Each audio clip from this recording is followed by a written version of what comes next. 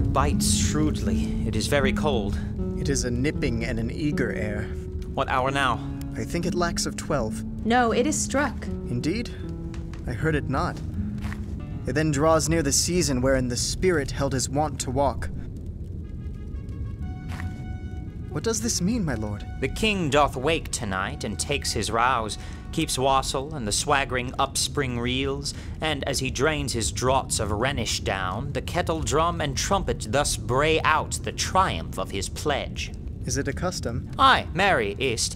But to my mind, and though I am native here, and to the manner born, it is a custom more honored in the breach than the observance. This heavy-headed revel, east and west, makes us traduced and taxed of other nations. They clep us drunkards, and with swinish phrase soil our addition. And indeed, it takes from our achievements, though performed at height, the pith and marrow of our attribute. So oft it chances in particular men that for some vicious mole of nature in them, as in their birth, wherein they are not guilty, since nature cannot choose his origin, by the o'ergrowth of some complexion, oft breaking down the pales and forts of reason, or by some habit that too much o'erleavens the form of plausive manners, that these men, carrying, I say, the stamp of one defect, being nature's livery, or fortune's star, his virtues else, be they as pure as grace, as infinite as man may undergo, shall in the general censure take corruption from that particular fault. The dram of evil doth all the noble substance of a doubt to his own scandal. Look, my lord, it comes! Angels and ministers of grace, defend us! Be thou a spirit of health or goblin damned, bring with thee airs from heaven or blasts from hell.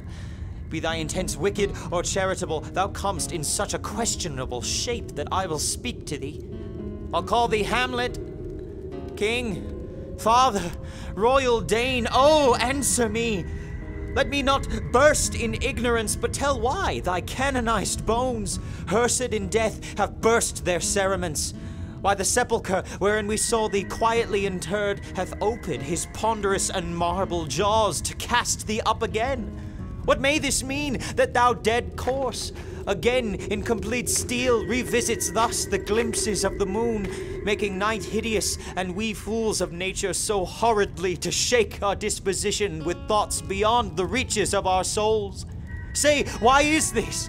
Wherefore? What should we do? It beckons you to go away with it as if its some impartment did desire to you alone. Look with what courteous action it waves you to a more removed ground, but do not go with it. No, by no means. It will not speak, then I will follow it. Do not, my lord. Why? What should be the fear? I do not set my life at a pin's fee, and for my soul, what can it do to that, being a thing immortal as itself? It waves me forth again. I'll follow it. What if it tempt you toward the flood, my lord? Or to the dreadful summit of the cliff that beetles o'er his base into the sea, and there assume some other horrible form which might deprive your sovereignty of reason and draw you into madness? Think of it. The very place puts toys of desperation, without more motive, into every brain that looks so many fathoms to the sea and hears it roar beneath. It waves me still. Go on, I'll follow thee. You shall not go, my lord. Hold off your hands. Be ruled, you shall not go. My fate cries out and makes each petty artery in this body as hardy as the Nemean lion's nerve. Still I am called. Unhand me, gentlemen. By heaven, I'll make a ghost of him that lets me. I say away. Go on, I'll follow thee. He waxes desperate with imagination. Let's follow. 'Tis not fit thus to obey him. Have after. To what issue will this come? Something is rotten in the state of Denmark. Heaven will direct it. Nay, let's follow him.